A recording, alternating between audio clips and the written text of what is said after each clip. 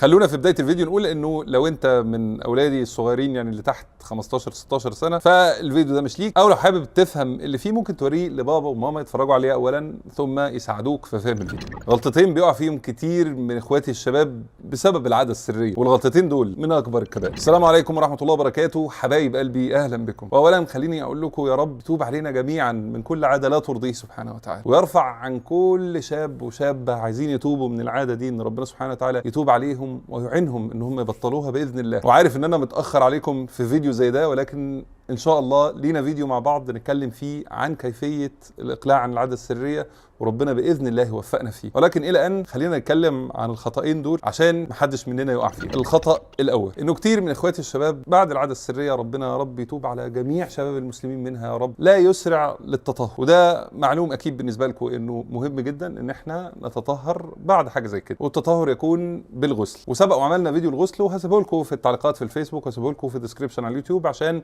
اللي مش عارف ازاي لازم يكون عارف كويس. فيحصل بقى التالي، يجي مثلا الاب او الام يصحوا اخويا الشاب ده عشان يصلي، فبما انه مش عايز يقول لهم اللي حصل ومش هيشاركهم حاجه زي كده، وبما انه اخر التطهر فيقوم ويصلي وهو جنب، وده كبيره من الكبائر لا ترضي الله، لان فيها، وانا عارف ان ده مش قصدكم ولكن للاسف ده فيها استهزاء بالفريضه. قال الله عز وجل في محكم اياته: قل أبالله واياته ورسوله كنتم تستهزئون لا تعتذروا قد كفرتم بعد ايمانكم. الامر عظيم ومخيف ولازم ما نعملوش. طب نعمل ايه في الحاله دي؟ مفيش غير انه لو سمحت، لو ربنا سبحانه وتعالى ابتلاك بهذا الذنب ما نضيفش بقى كبيره من الكبائر على الذنب ده، نتطهر ونجهز للصلاه. طيب ايه الخطا الثاني وهو من السوء والضلال ما يقلش عن الاولاني، ده يمكن يزيد عنه، الا وهو خلاص يا امير انا مش همثل الصلاه عشان ما اقعش في الكبيره دي، فاعمل واحده اسوأ منها، الا واني هترك الصلاه بالكليه في اليوم ده. لان في ناس بتبدا مثلا ينزل من بيته بلا تطهر ويقضي يومه كله بره، فبالتالي ما بيصليش طول اليوم ويضيع الصلاة. طيب وهل ترك صلاة واحدة ده حاجة عادية؟ اسمع حديث النبي صلى الله عليه وسلم، وهو حديث خطير جدا. قال: ولا تترك صلاة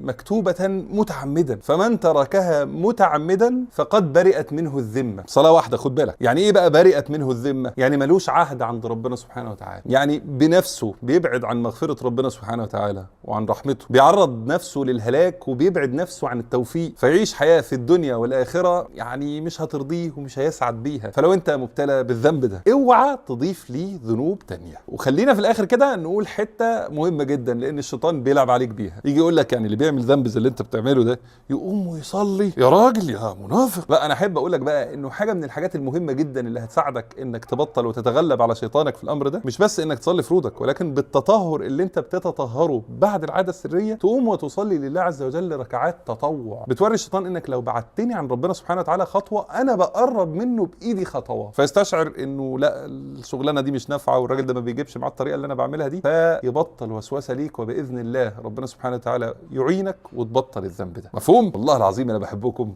وعايز مصلحه. والى هنا ايها الاحباب ينتهي الفيديو بتاعنا النهارده، وقبل ما تمشي ما تنساش تعمل لايك للفيديو، لايك لصفحه الفيسبوك، سبسكرايب على اليوتيوب، فولو على الانستجرام، شير في الخير والدل على الخير كفاعله. اما لو حابب تدعمني على باتريون، اللينك في اول كومنت على الفيسبوك او الكومنت على اليوتيوب في الديسكربشن على اليوتيوب. انا بحبكم في الله، اشوفكم بكره باذن الله. تابعوا هاشتاج الساعه 7 على كل فيديوهات، وكان معكم امير منير، والسلام عليكم ورحمه الله وبركاته.